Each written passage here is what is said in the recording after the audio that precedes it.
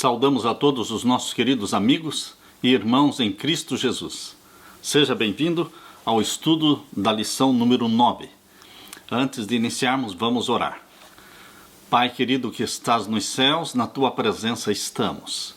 Derrama sobre mim e os meus irmãos o Espírito Santo, para que, ao abrirmos a tua palavra, o Senhor fale ao nosso coração neste momento, em nome de Jesus. Amém.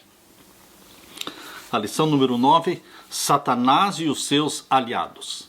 Satanás não trabalha sozinho. Deus não trabalha sozinho. Deus usa os seus agentes, os seus patriarcas aqui na terra, seus profetas, seus mensageiros. Satanás também usa os seus agentes, os seus aliados na terra. A trindade satânica era composta no passado, no tempo de Babilônia, por Bel, Ishtar e Tamuz. Lá em Babilônia, no Egito, era Osíris, Ísis e Horus.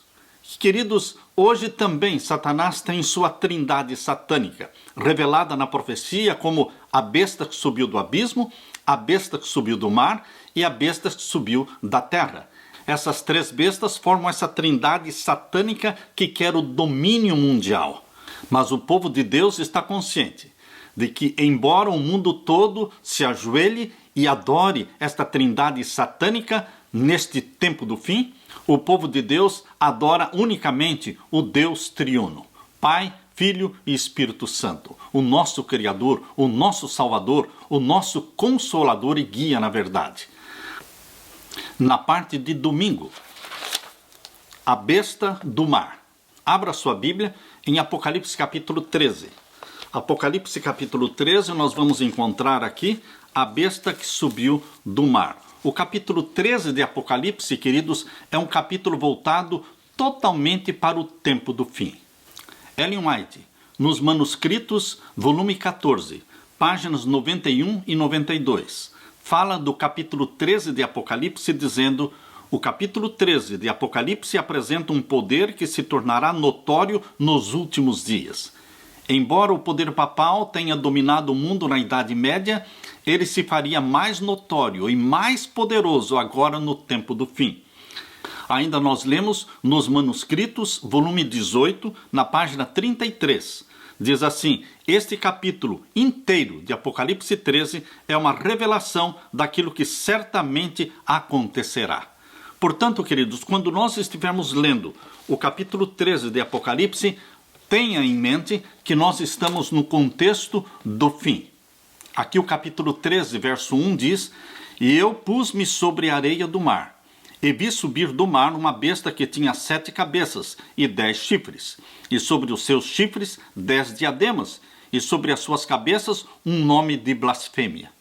Uma besta que subiu do mar. Aqui você vai encontrar também no capítulo 11 e no verso 7. Capítulo 11, verso 7, nós lemos: e quando acabarem o seu testemunho, a besta que sobe do abismo lhes fará guerra, e os vencerá e os matará. Besta que sobe do abismo. A besta que sobe do abismo é o anjo do abismo. É o anjo que foi lançado do céu para a terra quando a terra era um abismo, conforme diz em Gênesis capítulo 1, verso 2. Ele é o anjo do abismo, é a besta do abismo, Satanás. Ele é o dragão. Interessante que no capítulo 12, esse dragão, que é a besta do abismo, tem também 7 cabeças e 10 chifres. Capítulo 12 e o verso 3. Capítulo 12, verso 3 diz: e viu-se outro sinal no céu, e eis que era um grande dragão vermelho que tinha 7 cabeças e 10 chifres, e sobre as suas cabeças 7 diademas. Quando nós lemos Apocalipse 13, verso 1, e vemos que a besta que subiu do mar tem também 7 cabeças e 10 chifres, mostra a parceria que existe entre o dragão, que é Satanás, e também a besta que subiu do mar, o poder papal. Queridos, a besta que subiu do mar, ela surgiu numa região superpovoada, porque na profecia, conforme diz em Apocalipse 17, verso 15, águas ou mares simbolizam povos, multidões e línguas. Esta besta que subiu do mar surgiu numa região superpovoada, a Europa. E ela tem 7 cabeças e 10 chifres.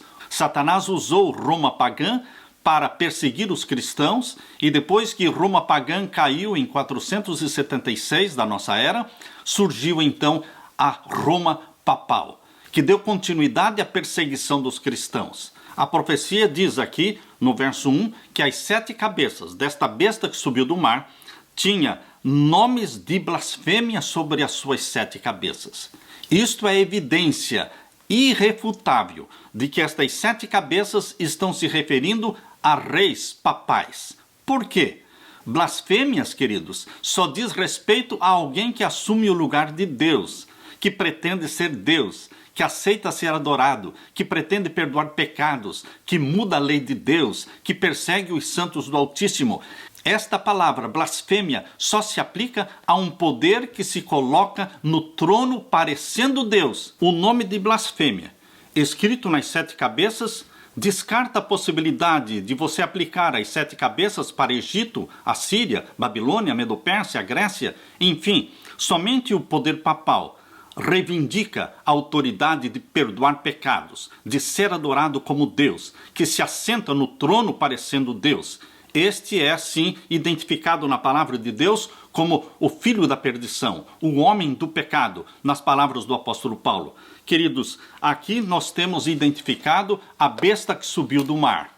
Aqui menciona no capítulo 13, verso 2, a besta que vi era semelhante ao leopardo. O poder papal tem uma semelhança com o leopardo. O leopardo representa a Grécia. E os seus pés como os de urso. Existe no poder papal uma mescla também da Medo-Pérsia. E a sua boca como a de leão. Também o poder papal é uma mescla das religiões que dominaram Babilônia, a religião que dominou a Grécia e a religião que dominou a Medo-Pérsia. O papado é um sincretismo religioso. E o dragão deu-lhe o seu poder e o seu trono e grande poderio. Quando Roma pagã deixou de ter a sua capital em Roma e transferiu a sua capital em 330 para Constantinopla, deste ano para frente, Roma ficou sem a presença do imperador. Então o bispo de Roma surgiu com poder, cresceu em poder. Queridos, o mesmo dragão, o mesmo Satanás que dominou Roma pagã, continuou dominando Roma papal. Por isso diz aqui que o dragão deu-lhe o seu poder e o seu trono e grande poderio. Por que deu-lhe o seu trono? Porque o Vaticano, ali onde está a sede papal, era realmente a sede do poder de Satanás, que dominava o mundo através de Roma pagã. Quando Roma pagã se ausentou, entrou Roma papal, estabelecendo o seu trono no mesmo lugar. Na Enciclopédia Católica, declara, é dentro da cidade de Roma, chamada a Cidade dos 7 Montes, que está agora confinada à inteira área do Estado do Vaticano. A Cidade dos 7 Montes. É ali que está a sede papal, assim como estava antigamente a sede de Roma pagã. Em Apocalipse 13, verso 2, diz que o dragão deu-lhe o seu poder, o seu trono e grande poderio. O primeiro edifício construído no bairro, chamado hoje Vaticano, foi um circo construído pelo imperador Calígula, poucos anos depois da morte de Jesus. Muitas disputas esportivas ali se realizaram. Mais tarde, o imperador Nero introduziu certas reformas, pelo que o circo passou a ser chamado de o Circo de Nero. Foi nesse circo que se efetuou o primeiro massacre de cristãos. Nero contemplava satisfeito os cristãos queimados como tochas em postes ou feitos em pedaços pelos leões ou mortos por milhares de outros meios, cada qual mais terrível. Nesse circo foi o apóstolo Pedro crucificado nos jardins de Nero. Santo Anacleto, considerado o 3º Papa, mandou construir uma pequenina capela sobre o túmulo de Pedro. Os católicos consideram isto o início do Vaticano. Os séculos de perseguição de Roma pagã terminaram no reinado de Constantino, no 4º século. A pedido do Papa Silvestre, Constantino começou a construção de uma grande igreja, no ponto em que estava o túmulo de São Pedro, no Circo de Nero. O trabalho começou em 306. Uma parte das paredes do velho circo foi aproveitada na construção da igreja. O Papa Silvestre fez a consagração da Basílica no dia 18 de novembro de 324 e durou até 1506. A história do Vaticano, contada pela própria Igreja Católica, revela as origens do Vaticano. uma mistura de paganismo e cristianismo, uma aliança feita entre Roma imperial e Roma papal. No centro da grande praça da Basílica de São Pedro está o grande obelisco que foi trazido do antigo Circo de Nero. Em 1586, transportaram este obelisco do antigo Circo de Nero e colocado no ponto em que se acha atualmente. Agora, queridos, vamos ler Apocalipse 13 e o verso 3. Apocalipse capítulo 13 e o verso 3. E vi uma das suas cabeças como ferida de morte, e a sua chaga mortal foi curada, e toda a terra se maravilhou após a besta. Uma das suas cabeças, cabeça papal, foi ferida de morte. Isso aconteceu no dia 10 de fevereiro de 1798, quando o Papa Pio VI foi preso e foi levado para a França, e ali ele morreu em Valença. Queridos, a ferida de morte não duraria para sempre. Aqui diz, e a sua chaga mortal foi curada. Em 1798, o papado perdeu a sua supremacia papal. A supremacia papal, que tinha durado toda a Idade Média, por 1260 anos, ela terminou, ela foi perdida em 1798. Porém, os estados papais não foram perdidos em 1798.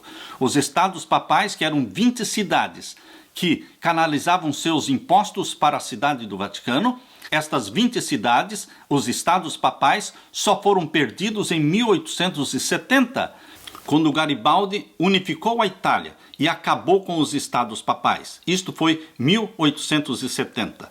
Portanto, queridos, nós podemos ver que a ferida mortal contra o papado ocorreu em duas fases. Primeiramente, em 1798, o papado perdeu a supremacia papal.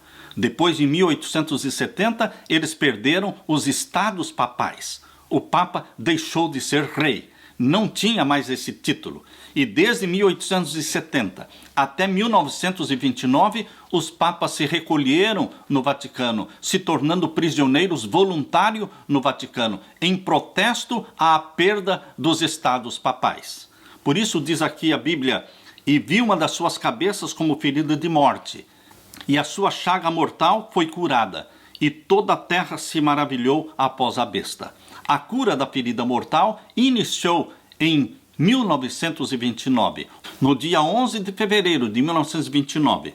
Nesse dia foi assinado por Benito Mussolini e Pietro Cardinal Gasparri o Tratado de Latrão, restaurando parte das terras perdidas, restaurando também o poder temporal do Papa, que recebeu o domínio da cidade do Vaticano, uma parte da cidade de Roma, medindo cerca de 108 acres.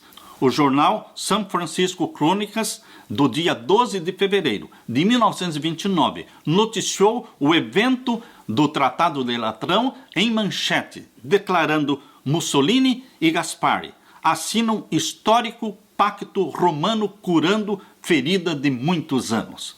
Cumpriu-se a profecia e continua se cumprindo, porque a ferida continua a ser curada. Como indenização pelos prejuízos provocados pela extinção dos estados papais em 1870, a Itália pagou para o Vaticano 750 milhões de lira em dinheiro, em cash, e 1 bilhão de liras em títulos do governo. Parte desses fundos foram usados para iniciar o Banco do Vaticano, que hoje é famoso pela corrupção financeira. Queridos, a profecia ela é exata. Porque aqui em Apocalipse 13, verso 3, finalzinho do verso 3, diz: e toda a terra se maravilhou após a besta. E queridos, contando a partir do Papa Pio XI, em 1929, a partir do Papa Pio XI, os papas voltaram a viajar pelo mundo e voltaram à sua popularidade. Sua popularidade só está crescendo, preparando o mundo para a nova ordem mundial, para o domínio papal sobre o mundo inteiro, exatamente como a profecia menciona. Em 1929, o Papa era Pio XI, depois veio Pio XII, depois veio João XXIII, depois veio Paulo VI, depois veio João Paulo I, depois João Paulo II, Bento XVI e agora está o Papa Francisco. Queridos, o mundo está sendo preparado para a restauração da supremacia papal. É isso que o papado quer. a recuperação daquele poder que ele tinha durante a Idade Média. Por isso diz aqui o capítulo 13, verso 4. Capítulo 13, verso 4. E adoraram o dragão que deu à besta o seu poder. E adoraram a besta, dizendo: quem é semelhante à besta? Quem poderá batalhar contra ela? Aqui no livro Grande Conflito, queridos, na página 581, nós lemos: poucos sabem os protestantes do que estão fazendo, ao se proporem aceitar o auxílio de Roma na obra da exaltação do domingo. Enquanto se aplicam à realização de seu propósito, Roma está visando restabelecer o seu poder para recuperar a supremacia perdida. Vou repetir. Roma está visando a restabelecer o seu poder para recuperar a supremacia perdida. Grande Conflito, página 581. Deus está falando que haverá sim a recuperação da supremacia perdida. Aquilo que eles perderam em 1798 e depois em 1870 também. Os estados papais foram perdidos. Eles estão se recuperando a partir de 1929. Em 1929 foi restaurado o Estado do Vaticano, mas não a supremacia papal. A supremacia papal, eles estão se preparando para recuperá-la totalmente quando o decreto dominical for aprovado mundialmente. E então, queridos, terá sido a ferida mortal curada plenamente. E o mundo todo vai se ajoelhar e adorar a besta que subiu do mar. Nós sabemos exatamente o tempo em que estamos vivendo. E nós sabemos quem é o poder que vai dominar esse mundo. Mas nós que temos os nomes inscritos no livro da vida do Cordeiro, só adoramos Deus, o Criador dos céus e da terra. Porque amamos a Jesus Cristo, nosso Salvador, e somos guiados pelo Espírito Santo, aquele que nos guia em toda a verdade. Aleluia! Na parte de segunda-feira, a atuação da besta do mar. Qual é a atuação do poder papal? Abra sua Bíblia e vamos continuar lendo Apocalipse 13. Agora vamos ler o verso 5 até o verso 8. Apocalipse 13, verso 5 até o verso 8. E foi-lhe dada uma boca para proferir grandes coisas e blasfêmias, e deu-se-lhe poder para continuar por 42 meses. Queridos, nós temos uma supremacia papal da Idade Média, que durou de 538 até 1798, e aí acabou a supremacia papal, mas agora se recupera a supremacia papal no tempo do fim. Por isso a profecia diz em Apocalipse 13, verso 5, foi-lhe dada uma boca para proferir grandes coisas e blasfêmias, e deu-se-lhe poder para continuar.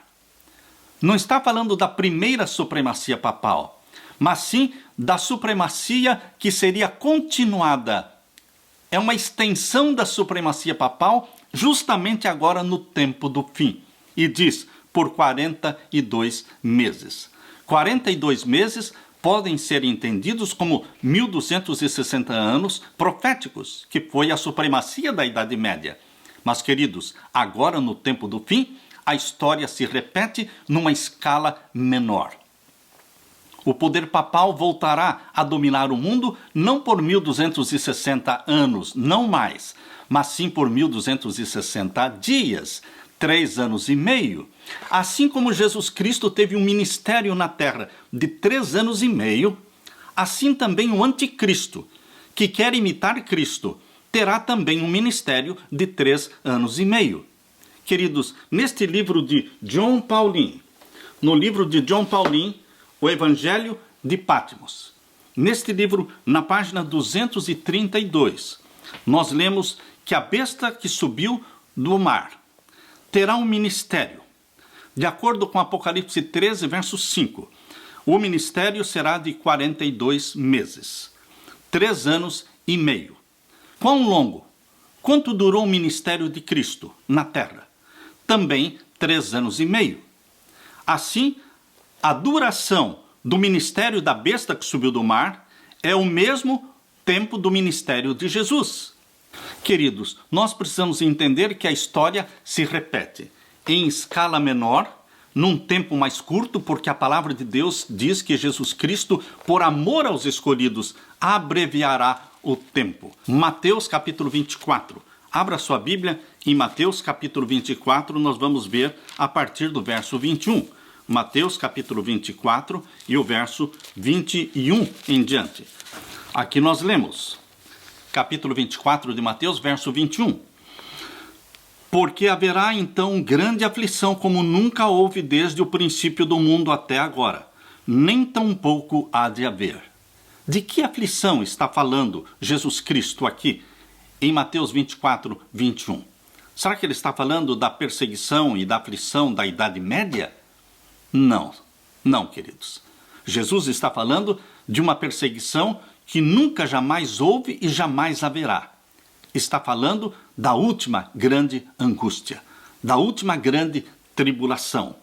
Porque haverá então grande aflição, como nunca houve desde o princípio do mundo até agora, nem tampouco há de haver. E o verso 22.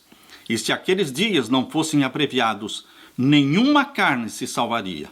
Mas por causa dos escolhidos, serão abreviados aqueles dias. Bendito seja Deus, que não permitirá uma supremacia papal, de novo, por 1260 anos, porque ninguém se salvaria.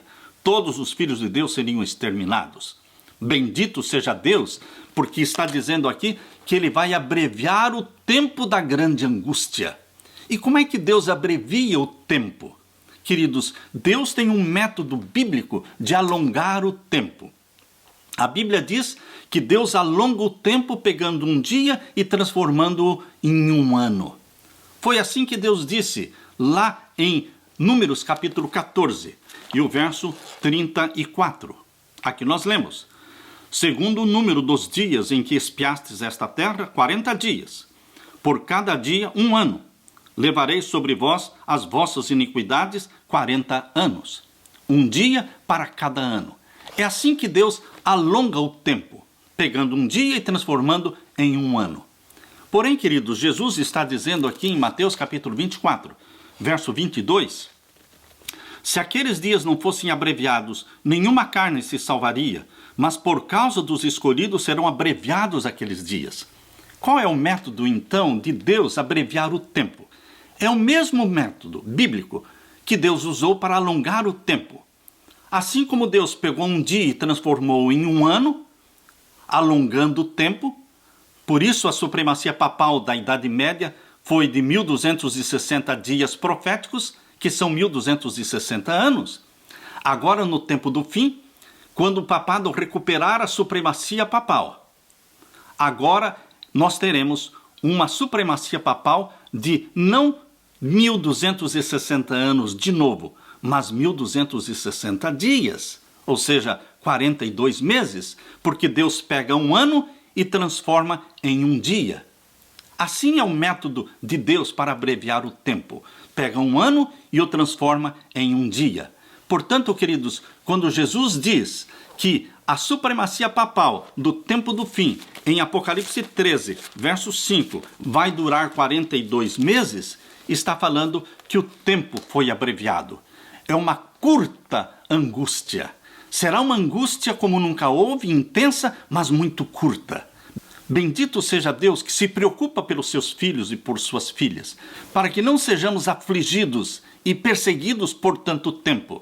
Será um curto espaço de tempo. Aleluia, porque você é a menina dos olhos de Deus. Mas, queridos, nesse tempo de perseguição, ainda existirão mártires. Ainda existirão mártires, porque esta perseguição começa com o decreto dominical mundial. E então vamos ter mártires, porque neste tempo haverá uma grande conversão, como nunca houve antes. Por isso diz aqui o capítulo 13 e o verso 7. Capítulo 13, verso 7. E foi-lhe permitido fazer guerra aos santos e vencê-los. Nesse período ainda teremos mártires. Mas o número dos salvos não diminui, porque quando morre um mártir, outros se convertem. E aqui diz, e deu-se-lhe poder sobre toda a tribo, língua e nação. E adoraram-na todos os que habitam sobre a terra, esses cujos nomes não estão inscritos no livro da vida do Cordeiro. Bendito seja Deus, queridos. Por quê? Nosso nome está no livro da vida do Cordeiro. Jesus Cristo se manifestará. Você não está sozinho, você não está abandonado, você tem alguém que luta por você. Ele é Jesus. É o nosso Miguel, o grande guerreiro, que não perde as batalhas. Ele se levanta pelos filhos do teu povo. Você é povo de Deus. Aleluia! Na parte de terça-feira, a besta que emerge da terra. Abra sua Bíblia agora e vamos ver lá em Apocalipse capítulo 13, a partir do verso 11. Apocalipse capítulo 13, a partir do verso 11. Aqui nós lemos, capítulo 13, verso 11. E vi subir da terra outra besta, e tinha 2 chifres semelhantes aos de um cordeiro, e falava como o dragão. O dragão está presente na besta que subiu do mar, capítulo 13, verso 1 e 2, quando menciona que foi o dragão que deu o trono e o poderio para a besta que subiu do mar, o poder papal. E agora aqui no capítulo 13, verso 11, fala da outra besta que subiu da terra, o oposto do mar. Se o papado surgiu numa região superpovoada que foi a Europa, a besta que subiu da terra surgiu numa região despovoada, no Novo Mundo. Queridos, Estados Unidos da América do Norte. E tinha 2 chifres semelhantes aos de um cordeiro.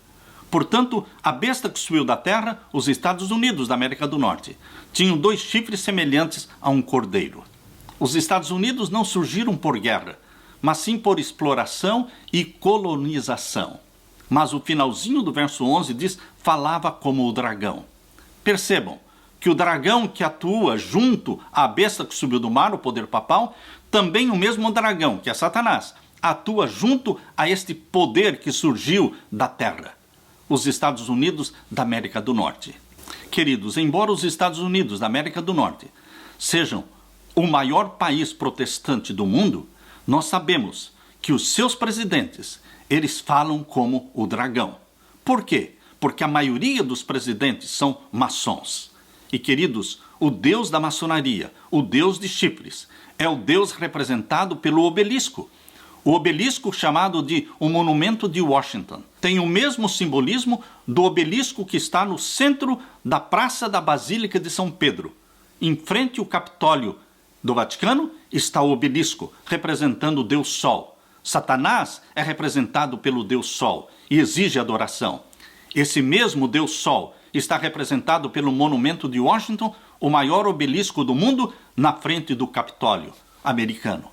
Queridos, aqui nós temos um poder que parece protestante, porque tem 2 chifres, como de um cordeiro, mas a voz é do dragão. É Satanás quem está falando através da nação americana, impondo sua influência sobre o mundo para que o mundo todo volte a adorar, a respeitar, a adorar a primeira besta que foi ferida de morte, mas cuja chaga foi curada. Queridos, exatamente no tempo em que a besta que subiu do mar recebeu a ferida mortal, foi em 1798, foi exatamente neste período que surgia da terra um outro poder.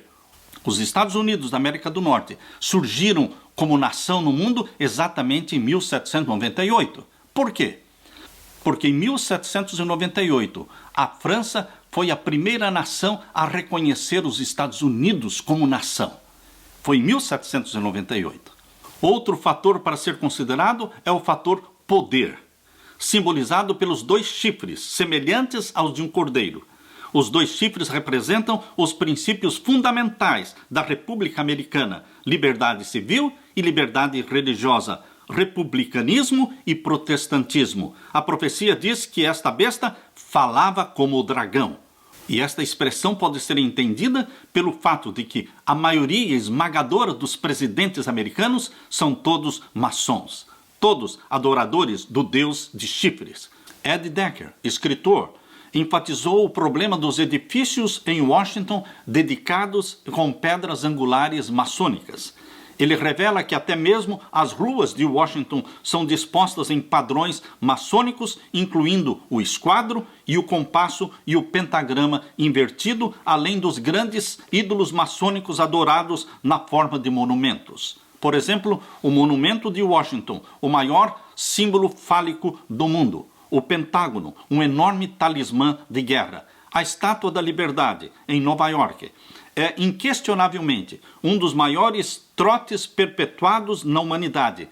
É uma homenagem à deusa da razão, à deusa do iluminismo, majestosa estátua de uma dama pagã que segura a tocha de luz que ilumina e liberta a humanidade. Esse foi o presente da ordem maçônica, os herdeiros modernos da herança iluminista. A Estátua da Liberdade foi esculpida por Frederic Berthold, um membro da loja maçônica de Paris. A estátua é um ídolo esotérico de grande significado para as sociedades secretas que planejam a nova ordem mundial. Queridos, o próprio selo dos Estados Unidos, o grande selo dos Estados Unidos, que aparece na nota de dólar, não é desprovido de significado. Basta olhar o verso da nota de dólar.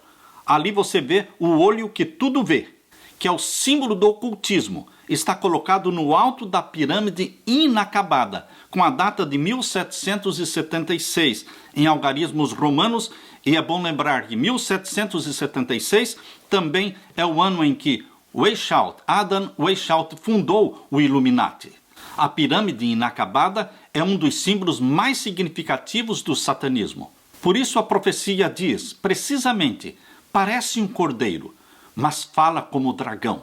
E é esse poder que será exercido para fazer com que o mundo todo adore a primeira besta, cuja ferida mortal foi curada, usando seus poderes políticos e militares para impor diante do mundo todo o domínio papal. Na parte de quarta-feira, a imagem da besta. Agora vamos continuar lendo Apocalipse 13 e agora a partir do verso 12 em diante. Apocalipse 13 e o verso 12 em diante. E exerce todo o poder da primeira besta na sua presença. Queridos, o mesmo poder que tinha o papado na Idade Média, assim também os Estados Unidos da América do Norte hoje têm o mesmo poder, a mesma influência política e militar. Aqui diz, exerce todo o poder da primeira besta na sua presença e faz que a terra e os que nela habitam adorem a primeira besta cuja ferida mortal fora curada. A influência dos Estados Unidos, do governo dos Estados Unidos, é todo voltado para fazer com que o mundo volte a honrar, a adorar ao poder papal. O poder papal perdeu a sua influência em 1798 com a prisão do Papa Pio VI, depois perdeu os estados papais em 1870, mas, queridos, em 1929 começou a recuperar o poder, recuperando primeiramente o Estado do Vaticano, mas ainda não recuperou a supremacia perdida.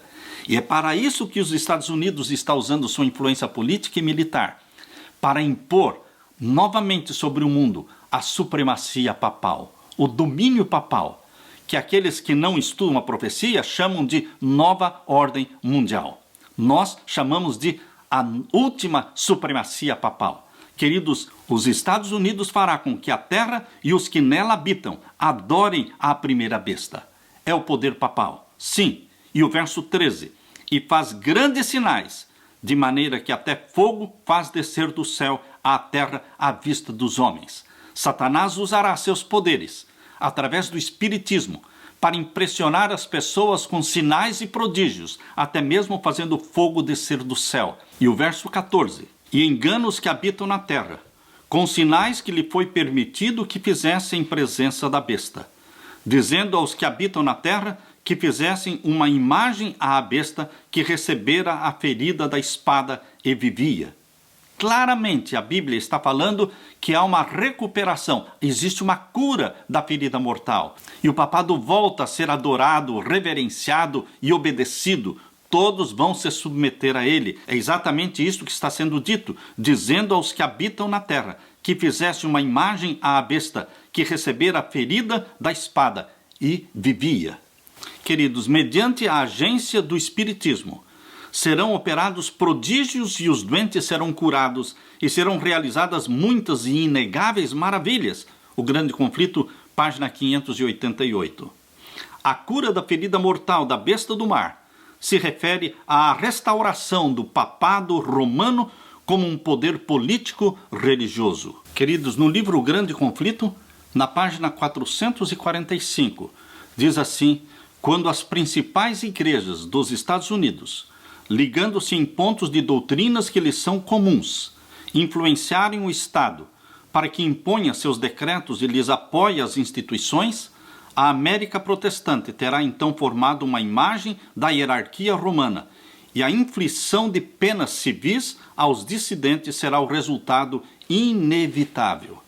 Queridos, a imagem da besta representa a forma de protestantismo apóstata que se desenvolverá quando as igrejas protestantes buscarem o auxílio do poder civil para a imposição dos seus dogmas.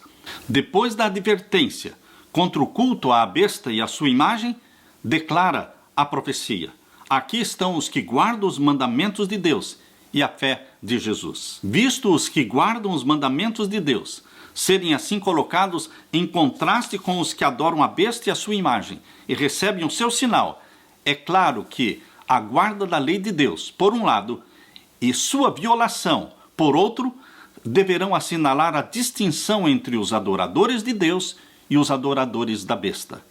Página 446 do Grande Conflito. Na parte de quinta-feira, a marca da besta. Abra sua Bíblia agora e vamos ler Apocalipse 13, versos 15 a 18. E foi-lhe concedido que desse espírito à imagem da besta, para que também a imagem da besta falasse, e fizesse que fossem mortos todos os que não adorassem a imagem da besta. Queridos, haverá um decreto de morte. Depois do decreto dominical, haverá um decreto de morte contra aqueles que recusarem a adorar ao poder papal. E aqui diz o verso 16: e faz que a todos, pequenos e grandes, ricos e pobres, livres e servos, lhe seja posto um sinal na sua mão direita ou nas suas testas. O poder papal tem um sinal de autoridade. É o primeiro dia da semana, colocado no lugar do sinal de Deus, que é o sábado. Ezequiel capítulo 20, queridos. Ezequiel capítulo 20, o verso 12, fala claramente que o sinal de Deus é o sábado. Portanto, quando nós descobrimos na Bíblia qual é o sinal de Deus, já vamos saber também qual será o sinal da besta. Aqui lemos em Ezequiel capítulo 20, verso 12. E também lhes dei os meus sábados, para que servissem de sinal entre mim e eles, para que soubessem que eu sou o Senhor que os santifica. E novamente no verso 20. E santificai os meus sábados, e servirão de sinal entre mim e vós, para que saibais que eu sou o Senhor vosso Deus. Deus tem um sinal de autoridade. É o 7º dia da semana. É o memorial da criação.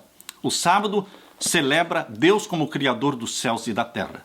Mas a imagem da besta imporá sobre o mundo um sinal de autoridade da besta que subiu do mar.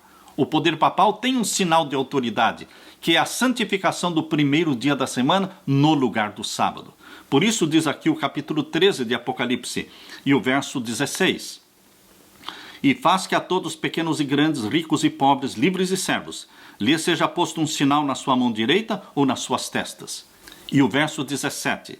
Para que ninguém possa comprar ou vender, senão aquele que tiver o sinal, ou o nome da besta, ou o número do seu nome. Aqui há sabedoria. Aquele que tem entendimento, calcule o número da besta, porque é o número de um homem, e o seu número é 666, 666. Queridos, 666 é um número que vem lá de Babilônia. Quando você lê Daniel capítulo 3 e vê aquela estátua de ouro construída por Nabucodonosor, e quando Nabucodonosor exigiu que todos se ajoelhassem e adorassem aquela estátua de ouro, ali está a representação do 666. Por quê? Abrindo a palavra de Deus em Daniel capítulo 3, você descobre que aquela estátua construída por Nabucodonosor, todinha de ouro, ela tinha as medidas que representavam os deuses de Babilônia. Daniel capítulo 3 e o verso 1, nós lemos: o rei Nabucodonosor fez uma estátua de ouro, a altura da qual era 60 côvados, e a sua largura 6 côvados. Levantou-a no campo de Dura, na província de Babilônia. A estátua de ouro tinha 60 côvados de altura e 6 de largura. Percebam, 60 era o número do deus maior de Babilônia. 6 era o número do deus menor de Babilônia.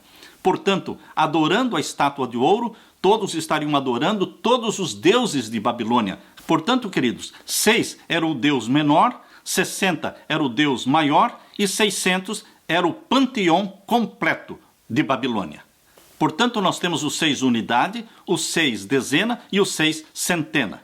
666 representa a adoração de todos os deuses falsos de Babilônia. Queridos, o papado é uma representação do Deus Sol, de adoração ao Deus Sol. O Deus Sol é o próprio Satanás, aquele que quer ser adorado, mas não é Deus. O papado é uma representação do poder satânico, por isso está aqui representado pelo número 666. 6 unidade, 6 dezena e 6 centena. Queridos, o título papal mais usado é o título Vicarius Filii Dei, substituto do Filho de Deus. Vicarius Filii Dei é o título dado ao Papa. Se nós tomarmos os algarismos romanos contidos neste título, Vicarius Filii Dei, nós vamos ter aí 666, 666. Queridos, pessoas de todas as classes sociais serão pressionadas para receber a marca da besta em sua mão direita ou na sua testa.